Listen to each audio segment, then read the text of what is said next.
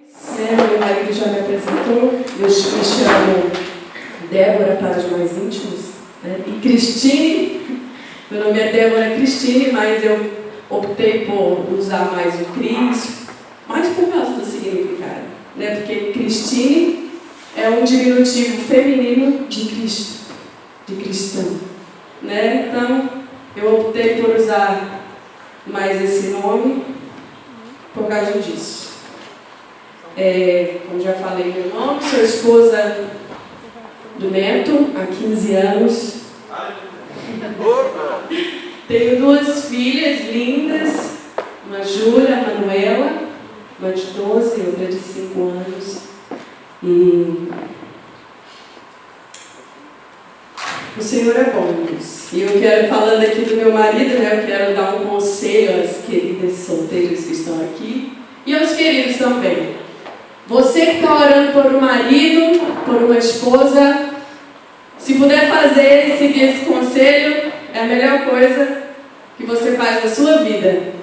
Peça ao Papai do Céu um homem e uma mulher que o ame mais do que a você. Mais do que você.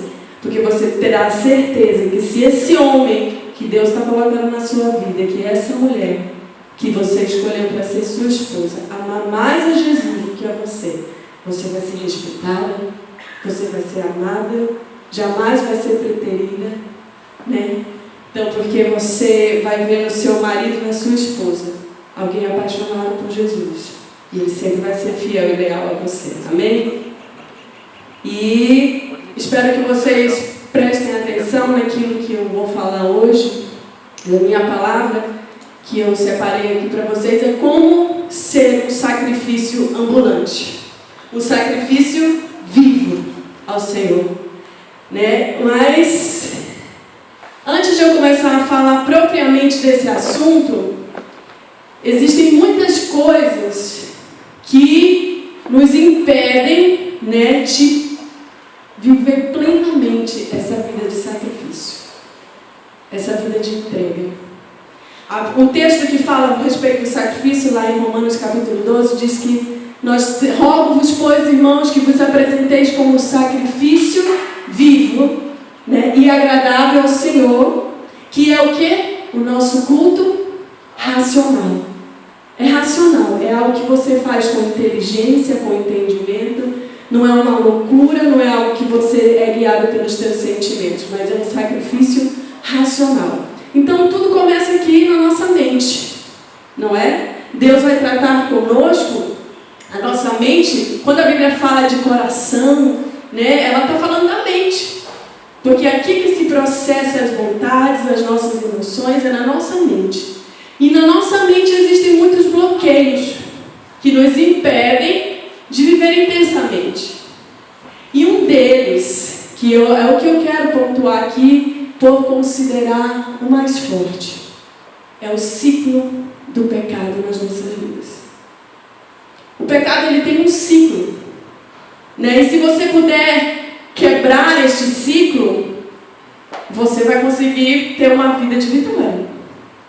O grande problema do pecado em nós é a repetição, aquela coisa constante, que você nunca consegue superar aquilo, né? Então, eu vou falar de pecado de forma geral, mas você pode pensar naquilo que hoje é a tua fraqueza, que hoje é o teu problema, como que você tem lutado e aplicar para a sua vida.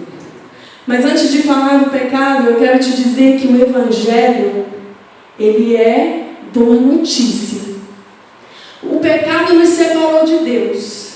Nós vivemos, hoje o mundo vive aí distante de Deus por causa do pecado de Adão e Eva. E nós nascemos debaixo dessa maldição. Porém, a boa notícia foi que o Filho de Deus se fez homem e veio, morreu numa cruz por nós para nos fazer o quê? Reconciliar.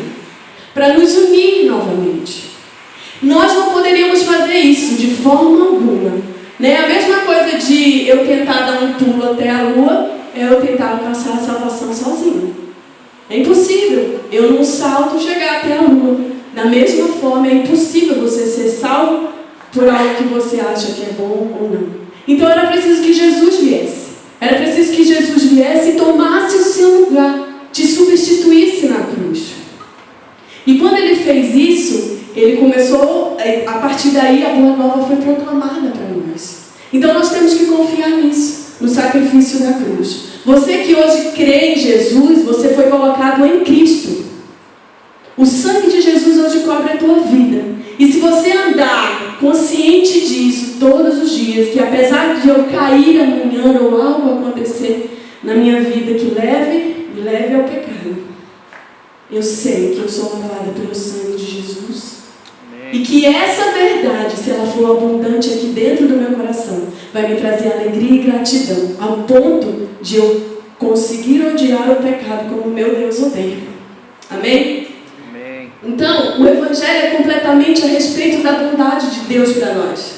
Mas nós precisamos receber a luz do Espírito para entender o quanto nós somos amados. Sabia que o que me sustenta e o que sustenta você hoje em Deus não é o quanto você ama a Deus.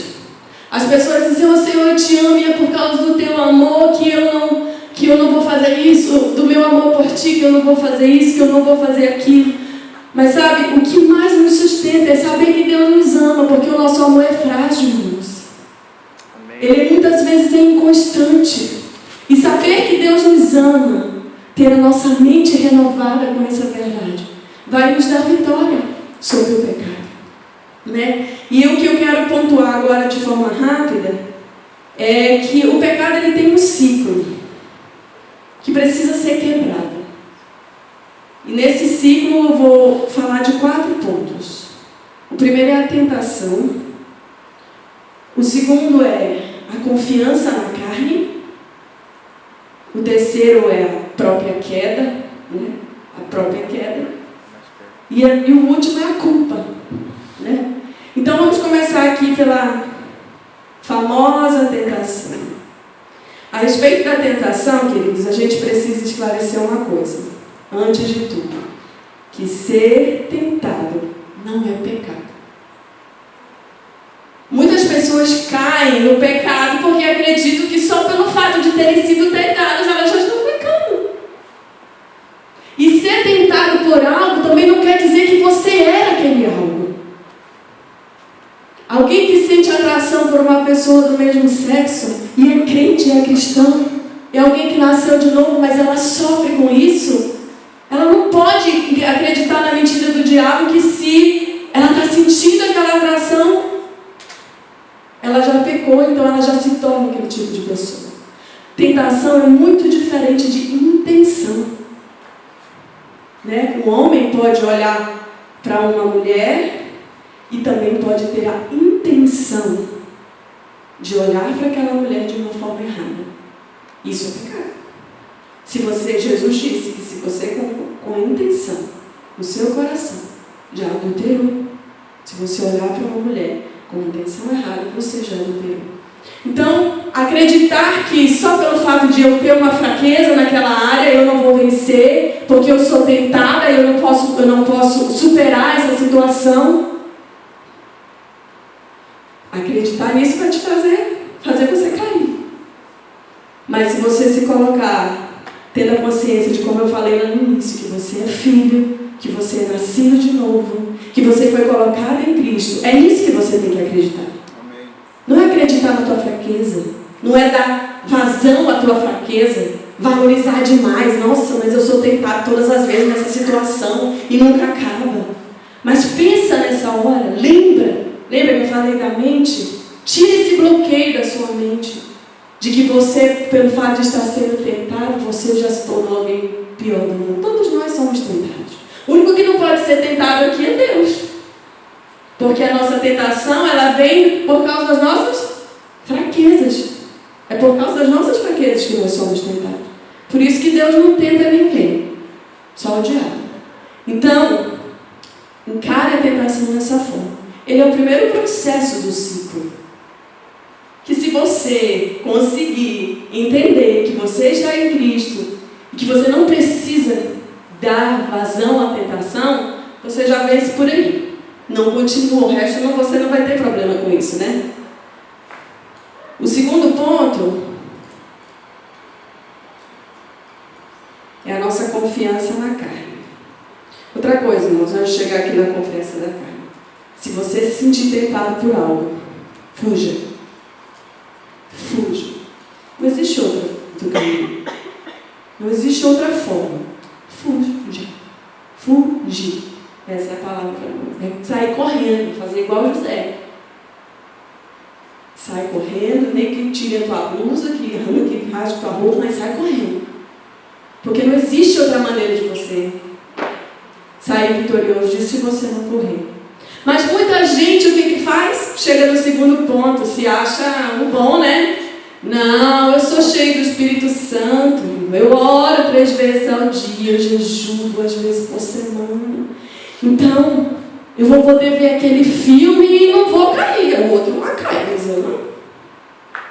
Eu vou poder sair sozinha com o meu namorado, com a minha namorada. O outro lá cai, o meu vizinho, mas eu não.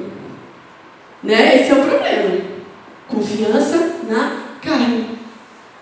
Nossa carne tem alguma coisa boa? Não. Não tem. Lembra da cruz. Quando você olha para a cruz e você confia naquilo que Jesus fez, você está dizendo assim: Senhor, eu não posso, o Senhor pode. Então eu confio em Ti. Confie na palavra viva e no Deus vivo que habita dentro de você, mas não em você mesmo.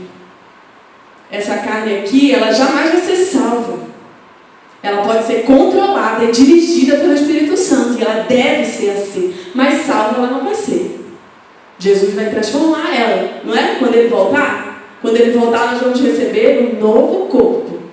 Então, achar que você é o fortão, é a fortuna, corre disso. Foge disso. Não tente encarar o pecado. Não tente encarar de nenhuma forma. Você, mais do que ninguém, conhece a sua fraqueza. Então, fuja. Fuja disso.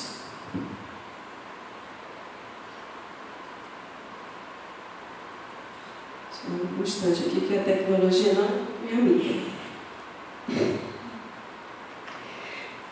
Agora, a consequência, se você conseguir fugir e confiar no Senhor, você consegue quebrar esse ciclo aí. Mas acontece que muitos de nós não conseguimos. A gente se acha o portão mesmo. Porque é muito boa aquela situação. Né? E aí a consequência de se achar o fortão, a fortuna é o quê? A queda. Você vai cair, é inevitável você cair. Quando nós confiamos na carne, é inevitável cairmos no pecado. Tenha cuidado com o pecado. E o pior da queda, não é nem a queda em si, porque a queda não é tão ruim não. Né? Quando nós somos tentados a fazer algo que a nossa carne gosta, o momento ali é bom. A situação do pecado é boa. Se você é tentado a mentir para alguém para se livrar de algo, na hora que você mente, tudo legal, me livrei, poxa vida, estou bem agora. Mas o pior de tudo são as consequências, irmãos. São as consequências. Como o pastor falou hoje aqui. O pior do pecado é as consequências que ele traz. E todo pecado tem sua consequência. Por isso um pecado não é igual ao outro. Quando Jesus falou com Pilatos, ele disse assim: olha, o teu pecado é menor do que aquele que me entregou para você. Foi isso que ele disse para Pilatos. Ele também falou a respeito de Tiro e Sidom. O que foi que ele disse? Ele disse: lá no juízo final eu vou ter muito menos rigor com Sodoma e Gomorra, que era o país, a nação do pecado, da promiscuidade, do que com você, Tiro e Sidom, porque não me receberam. Do que com você, Cafarnaum, porque não recebeu o filho. Né? Então, a consequência é muito difícil. E principalmente para nós, o pecado que se refere na área sexual. É muito difícil. Porque a Bíblia fala que todo pecado que o homem comete é fora do corpo. Mas o pecado sexual, a imoralidade sexual, atinge a nossa carne diretamente. E pode trazer consequências terríveis para nós. Então, viu a tentação, não conseguiu vencer, se achou forte demais por causa disso, não fugiu. É inevitável a queda. Mas ainda pior do que a queda, irmãos, é a culpa. Sabe por quê? Porque a gente acha que quanto mais culpa a gente tiver, mais remorso a gente tiver, mais a gente lá na frente vai ter força para vencer quando eu passar por essa situação de novo. Só que o que vai fazer você vencer é crer que aquele que está em Cristo não está debaixo de condenação. Quando você absorver essa verdade na tua mente, no teu coração, que Deus te colocou numa posição de justificação, que você foi feito justo diante de Deus, quando você toma posse dessa verdade, você consegue vencer a culpa. É melhor alimentar isso do que a culpa. Alimentar a culpa só piora a situação. Alimentar a culpa só piora a nossa condição. Então, o que eu tenho que fazer? Eu tenho que confiar na posição onde eu fui colocado. Sabe, Deus nos fez santos. Santo não quer dizer que você não tem pecado. Deus é santo 3 vezes. Santo, santo, santo. A santidade de Deus quer dizer sim que ele não é pecado, que ele não tem pecado, que não há sombra de maldade alguma, de erro na vida dele, naquilo que ele é. Mas quando eu penso no conceito de santo como aquele que é separado do comum, o que é comum as pessoas fazerem? Os jovens que estão aí no mundo a se relacionar, ter intimidade com sua namorada, com seu namorado fora do casamento. Isso é comum. Mas Deus não nos chamou para isso. E agora eu quero entrar no ponto da nossa palavra de como nos tornarmos esse sacrifício vivo diante do Senhor. Porque nós não somos comuns, irmão. Você não é como a pessoa lá de fora. Amém. Um sangue incorruptível foi derramado. Sabe, eu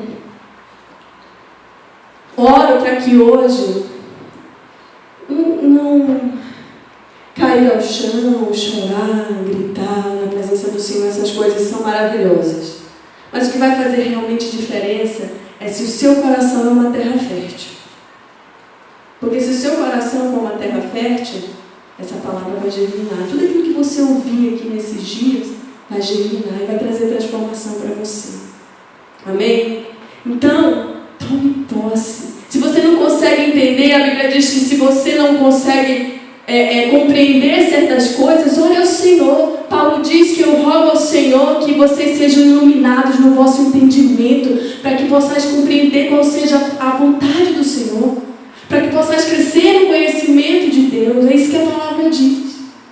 Então, se você acredita, se você tem certeza e confiança, e ainda que não tenha, você busca no Senhor esta confiança de que você foi colocado em Cristo, de que você é nova criatura e que Cristo foi feito justiça de Deus para nós, a ira de Deus já não está mais sobre a tua vida, você vai poder caminhar diferente. Você vai poder vencer esses pontos aí. Você vai poder vencer a tentação. Você não vai confiar mais na sua carne. A queda já não vai ser um problema para você. Muito menos a culpa, porque não há mais condenação para nós. Amém? Então, partindo desse princípio, eu quero dizer para vocês, e oro para que haja compreensão e que haja frutificação dessa palavra no coração de cada um de nós. Eu queria que a gente lesse Romanos 12, versículo 1 e 2. Alguém pode ler para mim, por favor?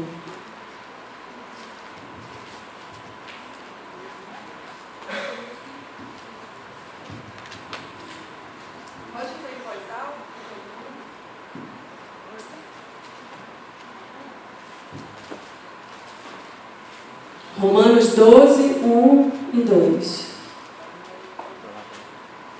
Um após o outro, tá? Não tem para você pegar, não. Pode ir. Aqui, ó. Portanto, meus irmãos, por causa de grande misericórdia divina, peço que vocês se ofereçam completamente a Deus como um sacrifício vivo, dedicado ao seu serviço e agradável a Ele. Esta é a verdadeira adoração que vocês devem oferecer a Deus. Eu gosto tanto dessa palavra que essa é a verdadeira adoração que vocês podem oferecer a Deus. É muito maior do que você estar aqui na frente, levantar suas mãos, se emocionar durante um cântico, cantar palavras de louvor ao Senhor. É muito maior quando você se oferece a Ele. No teu dia a dia. Né? E como nós, crentes, a gente me pergunta, como é que eu posso viver assim? Partindo do princípio que eu falei anteriormente, renovando a sua mente de que você não é mais um pecador desenfreado que peca voluntariamente, mas você tem a divina semente dentro do seu coração. E que essa divina semente vai germinar e vai produzir uma pessoa. Cristo vai ser produzido em você. Então, partindo disso, que nós possamos, a maneira de nós entendermos como nós podemos ser esse sacrifício vivo e oferecer a Deus a nossa verdadeira adoração, o nosso verdadeiro culto. Tudo isso se inicia quando o nosso coração é comovido pelo sofrimento de Cristo por nós na cruz. Não somente para nos livrar do inferno, mas para nos fazer santos. Jesus não morreu na cruz apenas para nos livrar do inferno. Ele nos reconciliou com Deus para nos fazermos santos como Ele é santo. Então, se eu olhar para a cruz, sabe, irmãos, o Evangelho não serve só para te salvar hoje, não. Se você ainda não creu, o Evangelho ele tem que ser vivido todos os dias. Aleluia. A boa nova da salvação ela tem que ser vivida todos os dias, dia após dia. A mesma verdade que te tirou do inferno deve ser a verdade que vai transformar a tua vida, que vai te fazer alguém agradável ao Senhor, que vai te fazer alguém que quando fala, que quando age, vai exalar de você um bom perfume. É o poder do Evangelho na sua vida. E quando eu olho para isso,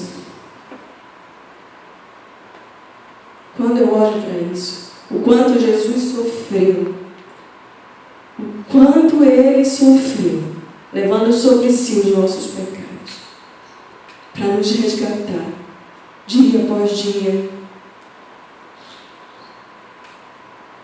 nós conseguimos começar uma linda vida de transformação. Porque nós fomos salvos quando nós cremos, mas nós ainda estamos sendo salvos. E nós seremos salvos. Como assim? Salvação não é só uma? Mas o que foi que o pastor falou hoje de manhã? Nós somos corpo, alma e espírito. Para aquele que nasceu de novo, a ordem muda. Hoje nós somos espírito, que temos uma alma, né? E habitamos num corpo. O nosso espírito foi salvo quando eu criei, né? E Deus salva realmente todo o nosso ser. Só que a salvação, a primeira salvação do espírito ali, ela é imediata. A salvação da nossa alma vai durar a nossa vida inteira. E a salvação do nosso corpo vai acontecer quando finalmente o nosso Senhor voltar. E Ele vai transformar o nosso corpo. Então esse processo de salvação do Evangelho nas nossas vidas, ele é diário. Então, quando eu consigo compreender tudo isso, o que acontece? O nosso amor, o amor de Jesus enche o nosso coração de uma maneira que não existe outra forma de você responder a Ele senão se entregando. Aleluia. Não existe outra forma de você responder esse amor senão se entregando àquele que se entregou por você. Amém? Não existe outra forma. Logo, a consagração, tem gente que tem ideia de que consagração é o pastor, é o missionário que consagrou a sua vida para o ministério, tempo integral. Isso é um tipo de consagração, sim. Tem pessoas que foram chamadas para isso. Mas a consagração não é um particular apenas desses que se dedicam integralmente. Mas deve ser um anseio, uma resposta de cada crente que foi separado. De cada um de nós. Não é para o pastor, não é para o líder do louvor, não é para o diácono da igreja, não é para a irmã mais santinha ali, senhorinha. Não, é para todos nós. Consagração é para todos nós. Por que é necessário a gente se consagrar? Porque Ele morreu. Porque Ele morreu e ressuscitou. Para que estivéssemos, para que expressássemos a Ele. Para que alcancemos a maturidade dEle. Né? Nós precisamos alcançar essa maturidade de Cristo. A medida da estatura do varão perfeito. Então, quando eu me entrego, quando eu me consagro, quando eu me torno esse sacrifício, o resultado disso é crescimento. Aleluia. Mais dele, menos de mim, não é o que diz a canção? É propósito do Senhor que sejamos consagrados. Em Colossenses 1, 28, nos dá a base para que você entenda que isso não é para um ou para outro. Ah, isso é para o meu vizinho, para o meu amigo, ele sempre foi tão certinho, não fez nada do que eu fiz na vida. Ele nunca errou do jeito que eu errei, então isso é para ele, não é para mim. Não, Paulo diz que nós o proclamamos, advertindo e ensinando a cada um com toda a sabedoria, a fim de que apresentemos todo homem e mulher perfeitos em Cristo.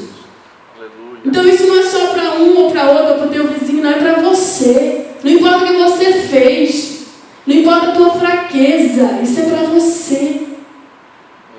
Isso é para cada um de nós, é para mim. E como é que se dá essa consagração? Como que se dá essa vida de sacrifício? Pela fé. Confiando na graça de Deus. Assim como você foi salvo pela fé, quando nós cremos em Jesus, a gente está dizendo assim: o Senhor, eu creio que o Senhor me substituiu naquela cruz. O Senhor foi o meu substituto naquela cruz. Ele tomou o meu lugar, me substituiu, para que hoje eu tivesse vida. E isso se dá pela graça, mediante a fé. E a nossa entrega não é diferente. Assim como eu creio no Evangelho e tenho que crescer no Evangelho todos os dias, a minha consagração, a minha transformação à imagem de Cristo também é assim, é pela fé, pela graça. Você não vai conseguir fazer isso sozinho.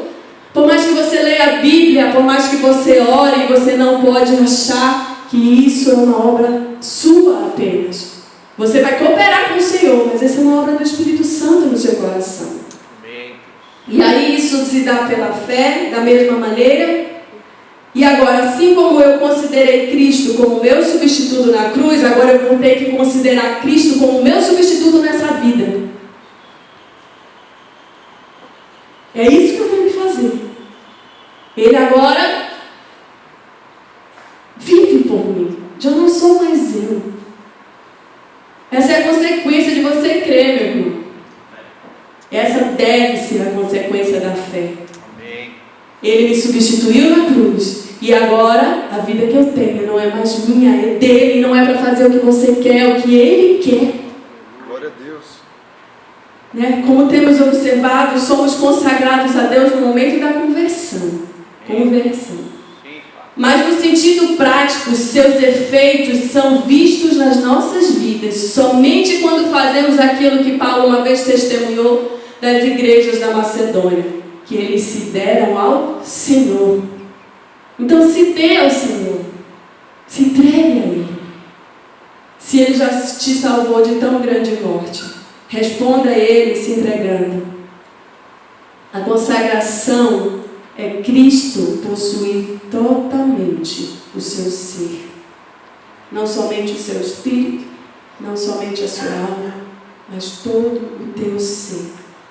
E Cristo quer fazer de você um instrumento de justiça. Que o teu corpo, que não é mais teu, é dele também. Ele deve ser feito um instrumento de justiça. Deus deve estar no controle desse corpo que ainda não foi resgatado. Esse corpo aqui, o problema nosso, o nosso grande problema é esse corpo. Porque nele habita o pecado.